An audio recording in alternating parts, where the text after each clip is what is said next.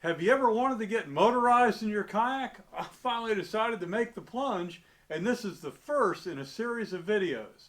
This video is going to talk about how I'm going to construct the transom mount for the motor. Getting motorized in the kayak is full of decisions, and it's maybe a little bit complicated too, depending on how far you want to go with controlling the motor. In this episode, I'm going to talk about how I'm going to construct a transom mount that'll fit in my power pole slot on the back of my kayak. In following episodes, I'll talk about the motor, I'll talk about the pulse width modulator, and the electronics that go with selecting a battery. But in this one, let's get into how we're going to do the transom mount. The first thing you have to do is decide what material you're going to use to mount the motor to the kayak. Now I've selected 1/2 inch HDPE because it's solid and it's relatively light, and I can cut it easily using normal saws and not have to deal with anything that cuts into a sheet of aluminum.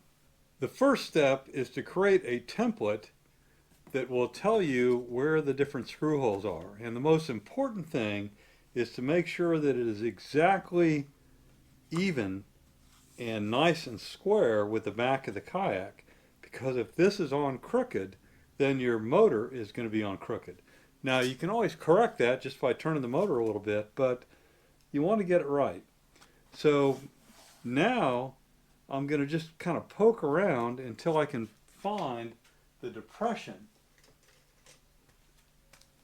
Like right here is one of the screw holes.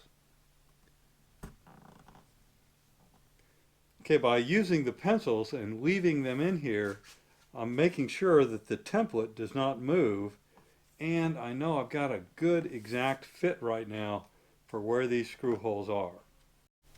Now that I have my template made, I'll take this sheet of HDPE and I'm going to put the template up here at the top, and then I'm going to cut a sheet down the side with plenty of extra room here, because I've got to watch out for where the motor and the rudder are in terms of how long I need to make this. So I've got one of these square tubes with holes that were already pre-drilled from Lowe's or Home Depot, and that's going to go right here, and then the back plate is going to go right there, and then the motor will sit on this part of the back plate. The holes here fit 3/8 inch bolts perfectly, and I'll run that through, and I can only use the 2 end holes because I've got to be able to get my wrench in there to be able to tighten down the self-locking nut that I'm going to use on the other side of this. Now to make sure I don't screw it up, I'm going to clamp this right here and then drill the holes down through the existing holes to make sure that I'm exactly right. Okay, all assembled. You can see I've got 2 bolts going through the top and then 2 bolts going through the side.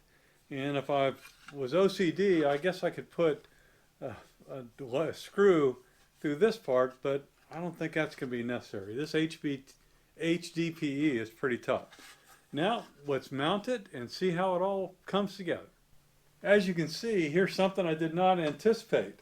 Look at the gap between the end of the clamp and the side of the mount. So I'm going to have to make sure that I've got at least that much room in here to have that thing clamped down. So I'm going to measure up some more HDPE and I'll just attach it right there.